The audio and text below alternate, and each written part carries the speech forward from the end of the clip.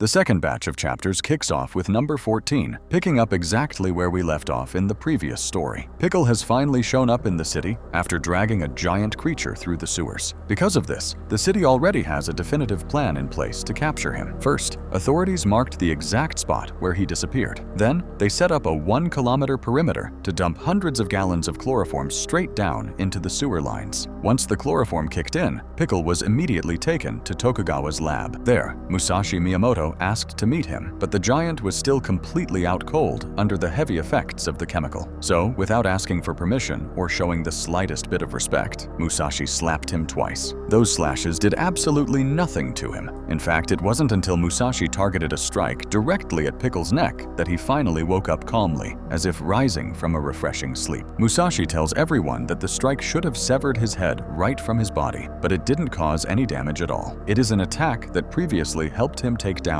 8 people at once, making Pickle look like a truly promising opponent. The moment Pickle fully wakes up, he lunges straight at Musashi, who lands a dozen cuts all over his body to no avail. Pickle's skin remains completely intact, and this has only managed to make him way angrier. Tokugawa immediately takes them to a special room capable of withstanding the clash between them, allowing them to fight freely and finally prove who is the stronger of the two. Realizing that his most powerful slashes only tickle Pickle, Musashi Miyamoto gets thrilled knowing he can now use his alternative techniques in a genuinely challenging battle. On his next attack, Pickle lunges at him, and both immediately lock themselves into a fierce contest of pure physical power. Now we will find out which of the two possesses the superior physical strength. When Musashi realizes he cannot overpower him, he decides to deliver a powerful headbutt by launching himself straight off the wall. That puts the combat on pause for a few seconds. Musashi then realizes he cannot keep going without a real sword in his hands, so he asks Tokugawa to organize an official event. However, he demands enough time to retrieve his own weapon, which currently rests inside a museum downtown. The following morning, Musashi's sword finally arrives at the lab. Just by being in its presence, the cords untie themselves on their own, as if the steel desperately wished to return to its master to bathe itself in blood once more. After a real test with the sword, Musashi notices that its edge is completely intact, able to slice through a full tatami mat using only the weight of the metal without applying any force at all. But Motobi keeps showing up at the villa to beg Tokugawa to let him face Musashi Miyamoto. However, the old man informs him about the upcoming fight between Musashi and Pickle, where every single weapon will be allowed. But there is a major problem that is catching Tokugawa's attention. Since Pickle arrived at the underground arena, he hasn't eaten a single bite, and 4 full days have already passed. So, Baki decides to approach him to try and talk. Even though Pickle lacks the ability to speak, Baki seems to have a unique talent for understanding what he is trying to convey. When he later speaks with Tokugawa, he mentions that Pickle is absolutely certain Musashi will just be his prey, meaning there is no real need for an actual battle. That night, Tokugawa invites Doppo over for dinner to ask him who he is backing in the fight, the lethal edge of Musashi's sword, or the skin as tough as a Tyrannosaurus's fangs belonging to Pickle, whom the world had come to know as the strongest man alive. The core difference lies in the eras they lived in. Musashi is used to fighting men and cutting through cloth and leather armor. However, comparing that to having fought actual Tyrannosaurus rexes is incredibly difficult, and neither has any idea who might win. But what really worries Tokugawa is what Pickle plans to do. So that afternoon, during lunch, he reveals that the Cretaceous giant is planning to eat him alive, which strikes Musashi Miyamoto as a hilarious idea. Back in the arena, Pickle hasn't moved an inch. It's been 6 days without eating or drinking anything. Basically, he is prepping his body to be as starved as possible for when the moment of the battle finally kicks off. The next morning, the definitive moment arrives, and everyone shows up to see what will happen between Musashi Miyamoto and the Cretaceous giant, who has been preparing to devour him, not just defeat him. Everyone expected an opening ceremony, but that doesn't happen. The second Pickle spots Musashi, he lunges straight at him. Musashi reacts instantly, striking him directly in the face with his sword. The edge of the blade hits him right in the middle of his face, but not a single drop of blood shows up since his thick skin and dense muscles stop the blow. Musashi is sent flying hard into the wall from the rebound. A few seconds later, it turns out the sword actually did cut Pickle's skin a bit, and he starts bleeding slightly, but Musashi still hasn't managed to get back up from that impact.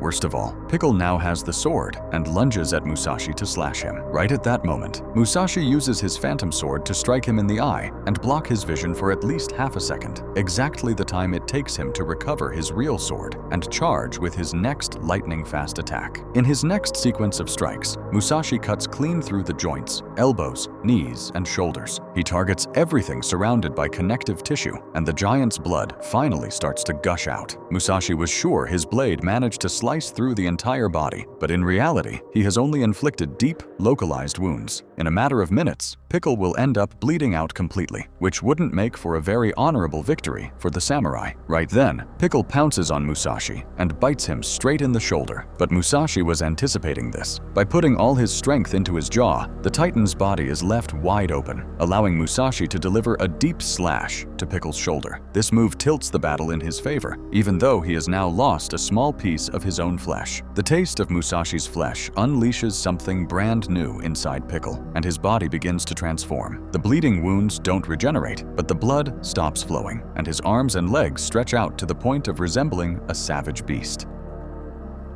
From what Musashi can see, his opponent's muscles have swelled so much that they completely blocked the blood from flowing out. But that doesn't mean he can't make new cuts, so he patiently waits for the perfect moment to strike again. In fact, he is thoroughly enjoying being able to slash the exact same enemy multiple times. That hasn't happened to him in a very long time, since his opponents almost always die on the very first swing of his blade. However, just as Musashi is setting up for his next definitive strike, Pickle starts acting incredibly strange. He experiences sudden visions of a giant bee, causing him to flee the combat arena at a breakneck speed. Musashi realizes that while the boy might be an incredibly strong monster, he is not a true warrior and isn't on his level, at least not for now. This victory leaves him with a bitter taste. Pickle runs straight toward Motobe, who places his hands on the giant's face and tells him he did a good job, promising that he will handle the rest. Seconds later, Motobe steps into the arena, ready to fight Musashi Miyamoto in a match where only one of them will make it out alive. Tokugawa tries to stop him, saying it isn't the right time, but Motobe is done talking. He walks straight up to Musashi and warns him that if he refuses to fight, he will stab him right in the back.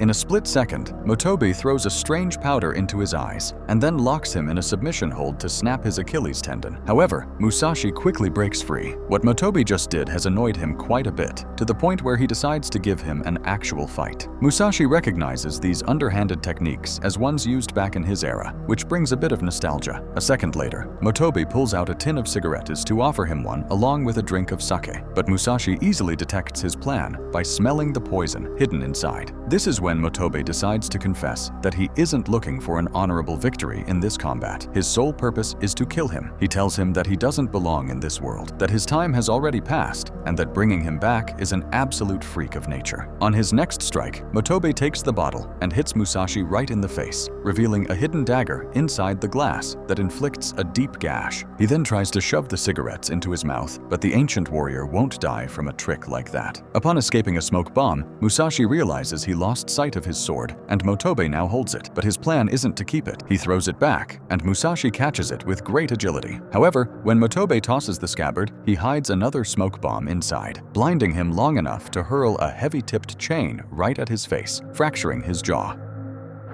During the next few seconds of the fight, nothing Musashi expects Motobe to do turns out to be right. The man attacks him with a spear, but only to conceal an iron hilt, which he uses to bash his face over and over again. It seems like everything Motobe does is just a decoy to strike him with something else, and then another thing after that, which really begins to frustrate him. In response, Musashi reacts with a swift side slash right across the abdomen, and seconds later, we can see blood pouring out of Motobe. His chainmail has saved his body from being sliced clean in two, but that doesn't mean the heavy blow was in vain or that he isn't badly hurt. Musashi explains to him that even if he can't sever his body parts through the armor with the edge of his blade, the spine of the sword is strong enough to shatter his bones, and that is exactly what he plans to do. On his next strike, he hits Motobe's left wrist, leaving his hand dangling uselessly. With his following attack, he strikes the ankles, causing Motobe to collapse to the ground, prompting Baki to beg Tokugawa to stop the fight before Musashi kills kills him. However, Motobe isn't finished yet. He lunges at Musashi and delivers a sharp headbutt straight to his face. With his ankles shattered and his legs completely unresponsive, Motobe has only one clear path left to take. He wraps his arm tightly around Musashi's neck and, using his own jaw, bites down on himself to lock in a rear naked choke. This is his final, desperate technique to defeat him. Musashi uses his sword to pierce him through the shoulder, but the chainmail prevents him from moving the blade sideways. The time spent with the arm applying pressure to his neck is just too much, causing him to lose consciousness and making Motobe the winner. More than a minute later, Musashi finally regains his senses and stands up. He honorably acknowledges his defeat and deeply thanks Motobe for showing him that he still needs to perfect his skills. With one clean pull, he yanks his sword out of his opponent's body and walks straight toward the exit. That afternoon, Motobe received emergency medical attention. His wrists and ankles are completely shattered, meaning he won't be able to walk or eat on his own for quite a while. That night, Musashi was right outside the villa when a group of officers tried to arrest him, but that was their biggest mistake. They all ended up on the ground, and one detective lost an eye. A few hours later, an official warrant was issued for his arrest. Even though Musashi was roaming the streets with incredible calmness, a squad of 100 police officers couldn't do a thing against him, and he ended up slicing Captain Osuka right in half. The second in command wasn't about to let this stand, so he called in a tank equipped with a high-powered water cannon to stop him. But Musashi cut that in half too, leaving no other choice but a direct showdown. The legendary samurai against 100 riot control officers. Before Musashi could slaughter his men, the officer pulled out a taser that had been secretly modified. Its power had been multiplied tenfold, sending 500,000 volts directly through Musashi's body and successfully knocking him to the ground. But Musashi was just trying to comprehend this unfamiliar new technique, electricity, and began calling it witchcraft, something he has absolutely no intention of tolerating. So, with his very next lightning-fast strike, he severed the officer's head from his body before the man could shoot him again with the device. An army without a leader is just a bunch of weak individuals, so Musashi sees no valid reason to draw his sword again, choosing instead to simply walk away, leaving them all wetting their pants from pure fear. At that moment, the scene cuts drastically over to the United States, where we see President Obama alongside future President Donald Trump, who cannot believe the nation is about to sign a formal non-aggression pact with a single individual. It's like accepting the embarrassing defeat of an entire nation against one man. But they aren't talking about Musashi. They're talking about Yujiro, the ogre, whom they want absolutely no trouble with, just a treaty of non-aggression and politeness. Trump couldn't believe what they were telling him in the meeting, but upon seeing Yujiro in person, he couldn't help but wet his pants. Holding his country's constitution in his hands, he granted him the biggest non-aggression pact they had ever handed out, basically sucking up to him during their entire tense encounter.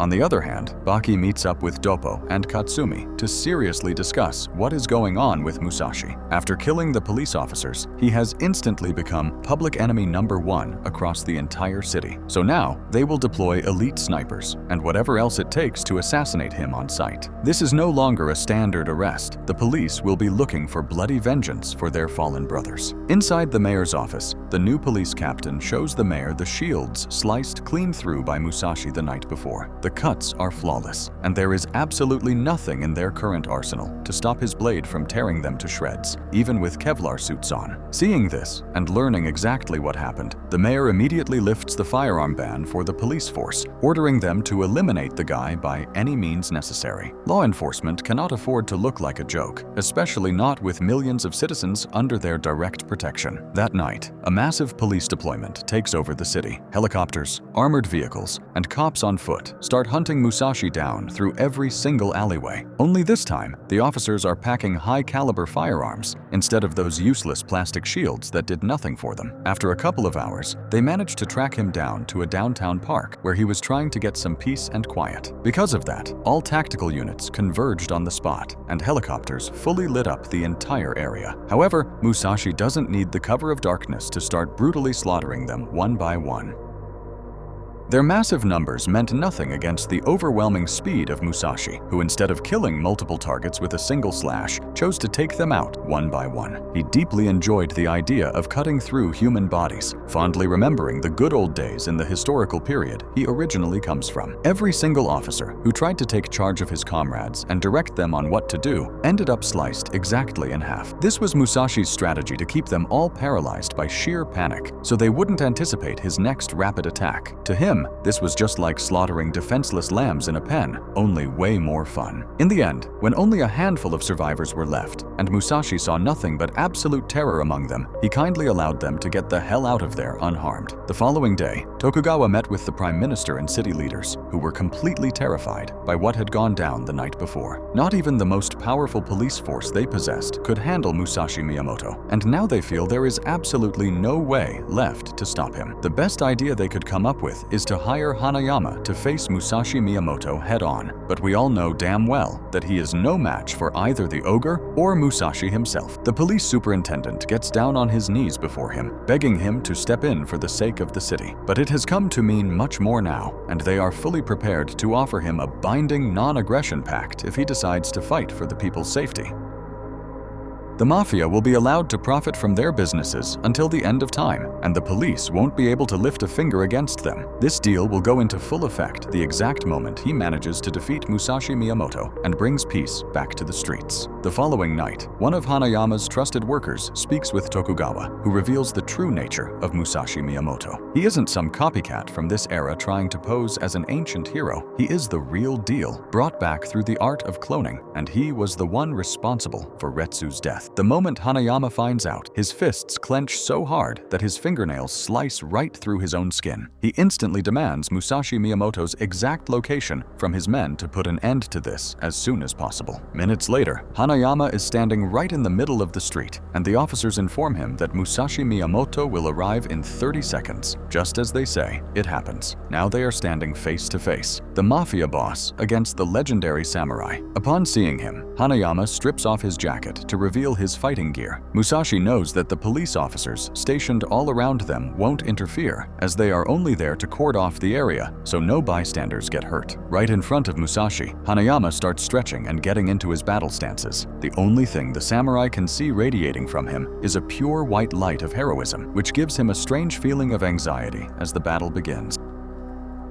The light shines so brightly that it completely blinds Musashi, forcing him to shut his eyes for a split second. Exactly enough time for Hanayama to land a clean punch straight to his face, sending him flying a great distance. Seeing him sprawled out on the ground, Hanayama steps closer, lifts him up like a sack of potatoes, and asks if he can keep going. Musashi just laughs it off. Right then, Hanayama winds up his fist with explosive power and goes to strike him dead in the chest, but his fist collides directly with the edge of the blade, which pierces straight through his hand. Hanayama's fist ends up pinned by the sharp edge, and his massive physical strength prevents Musashi from pulling his weapon back. This forces the samurai to drop his guard once more, and Hanayama connects with another heavy blow to his face, launching him dozens of yards down the empty street. This time, Hanayama has no intention of giving him any breathing room to recover, and charges forward with the very fist that still has the sword embedded in it. However, Musashi grabs the hilt with perfect timing, causing his blade to slide all the way through the entire arm. Hanayama stumbles back, feeling a sensation he has never experienced before. At that exact moment, Musashi refuses to let the opportunity slip away and draws his second sword to deliver a slash that should have cleaved Hanayama clean in two, but it only leaves a shallow cut across his back, a clear sign that he is not dealing with an ordinary man. To keep the fight going, Hanayama offers to give him back his sword and extends his wounded fist forward so Musashi can take it. But seeing that Musashi doesn't move an inch, Hanayama pulls the sword out of his own fist by brute force and hurls it at him with all his might. Musashi catches it mid-air with great agility and deeply thanks him for the noble gesture. On his next attack, Hanayama tries to hit him with a brutal uppercut that would sever his head from his body, but he misses the target. Musashi, however, does not miss. He immediately hits him from behind half a dozen times, inflicting severe cuts similar to the first one. Because of this, our hero is losing way too much blood on the pavement. For his next move, Musashi locks into a tight contest of pure strength, the exact same thing he did with Pickle in the previous fight, expecting the power level to be similar. However, Hanayama is an extraordinary man and bends Musashi's wrist back as if it were a piece of paper, revealing that his physical strength goes way beyond what the samurai expected. Hanayama's iron grip clamps down hard on Musashi's face, and the samurai instantly realizes that this guy possesses the raw power to completely crush his skull. Because of that, he begins to feel some real tension and uses an old ninja technique to break free. He plans to force Hanayama back with a smoke bomb, but Hanayama refuses to give ground and stands firm. So Musashi decides to switch up his attack style and delivers a deep, vicious slash straight across his abdomen.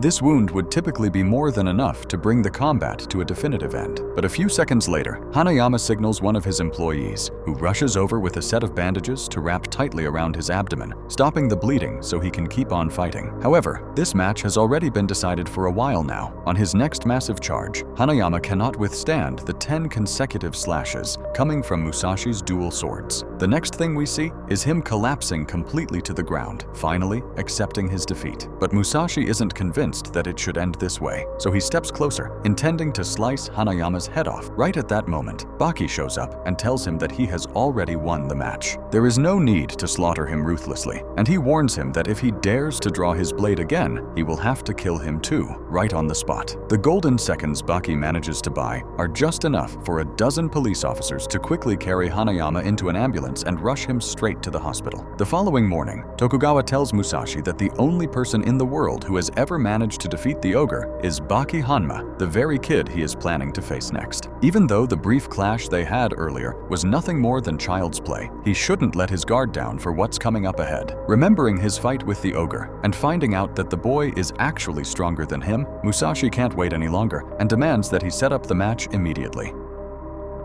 Meanwhile, Baki is over at the dojo, firmly reassuring his comrades that he doesn't just plan on defeating Musashi, he is going to kill him. He knows damn well that the samurai doesn't belong in this modern era, making him a major threat that needs to be taken care of before things get completely out of hand. Once the arena is packed with spectators and the match is officially set, it's time for Baki to handle what none of his fellow fighters could pull off. In the crowd, all his friends, rivals, and masters are watching anxiously. This isn't just a regular match to decide who the strongest man in the world is. One of these two will not make it out of the arena alive, a dark reality that hasn't happened since Retsu's tragic bout. Even Motobi himself escaped from the hospital just to catch this historic fight. He still can't walk due to his injuries, but his wheelchair fits perfectly right in the back row aisle, where everything can be seen with total clarity. When Musashi finally steps into the fighting arena, the whispers from the crowd are non-stop. He is well aware that most of the people there hate his guts and want to see him go down, but his murderous aura is so overwhelming that it shuts everyone up instantly. Unlike the cold reception they gave Musashi, Baki gets a massive round of applause from a crowd convinced he will be the hero to save them from this absolute killer. Looking Baki straight in the eye, Musashi realizes that the massive feast he saw the last time they faced off has suddenly turned into an endless mountain of empty plates. The kid's entire essence has completely shifted. It's as if he has devoured every last bit of latent strength hidden inside him, and now his aura is way more terrifying. Seeing all those empty dishes, Musashi begins to mutter under his breath that he will finish him off and drink every single drop of his blood. Right then, the referee steps into the arena and officially starts the fight. Even from a distance, the crowd can clearly see Musashi's overwhelming power building up bit by bit, to the point where his phantom swords become visible to everyone watching. Baki is the first to strike aggressively. With a lightning-fast kick, he manages to open up a cut right on Musashi's eyebrow. However, Musashi counters instantly, running his phantom blade across Baki's ankle, making the kid feel the actual phantom pain of losing a limb, even though it's still physically attached. At that moment, Musashi begins charging his energy and, in a split second, launches himself forward with explosive speed. But when he tries to lock his eyes onto Baki, he realizes the kid has completely vanished from sight. The next thing he feels is a direct hit right to the pit of his stomach, sending him crashing down onto the arena floor. The masters in the audience realize it was actually a combination of 3 continuous strikes, but they happened so fast that they looked like a single blow, a special technique passed down to him by Master Shibukawa, revealing to us that Baki didn't just strike the pit of his stomach, but also landed hits on his forehead and his groin. 3 simultaneous blows acting as one, capable of bringing anyone down on the spot. Musashi is deeply surprised by this. He possesses the unique ability to sense when a person is about to attack directly from their subconscious. But against Baki, this skill is completely useless. It seems like the kid is already moving at top speed even when he is standing perfectly still, which promises a highly interesting match from here on out. Knowing this, Musashi decides to conjure his phantom swords once more, but this time he does it with such intensity that even the audience can see a clear reflection of them. When Baki launches another attack, he can't help but freeze up as he feels the blade slice clean through his body. It's something that is hard to put into words. Your physical body remains completely untouched, but your mind screams that something just happened, and those split seconds are more than enough for Musashi to inflict some real damage on you. Because of this, Baki ends up being thrown hard toward the edge of the arena, where it takes him a couple of seconds to process what he just experienced. Despite that, the kid keeps on trying anyway. He attacks over and over again, no matter what his own body is telling him. Unfortunately, Musashi dodges every single one of his rapid strikes and counters with a heavy blow that leaves Baki bleeding from his nose. Against all odds, Baki decides to pick up the sword stuck in the arena floor and hand them straight over to Musashi, wanting him to be at his absolute best when he dies. The old samurai simply cannot believe what the kid is implying with his actions. Everyone in the crowd can see that Baki is losing the fight, yet he still chooses to hand over a real weapon for Musashi to kill him with, and the young fighter still looks incredibly confident. In a split second, Baki hurls the sword at him with all his might. Musashi catches it quickly with his hands, but that means he is holding a blade loosely in each palm instead of gripping them properly, which allows Baki to attack him while he is completely defenseless. At that moment, Baki tells him it's time for him to die and strikes again. As expected, Musashi catches the sharp edge with his bare hands. The kid just laughs, realizing he has completely locked his opponent's attention. Because of this, Musashi fails to notice the old hag Sabuko leaping toward him, locking her lips with his. Just by pressing her lips against Musashi Miyamoto's, the old shaman Sabuko successfully sucks out his soul, releasing it to go back to the spiritual realm where it belongs and bringing the battle to an end. Once the danger is finally taken care of, everyone agrees that this was the only real way to stop Musashi Miyamoto. Not even Baki was completely sure he could defeat him in a traditional duel, and this was the only way he could save the city. Tokugawa orders them to take the lifeless body away and later builds a special liquid nitrogen prison where they can honor him until the end of time as the greatest warrior in history. This brings us to the end of the series, right back where we started, with a mythical hero far removed from the modern world.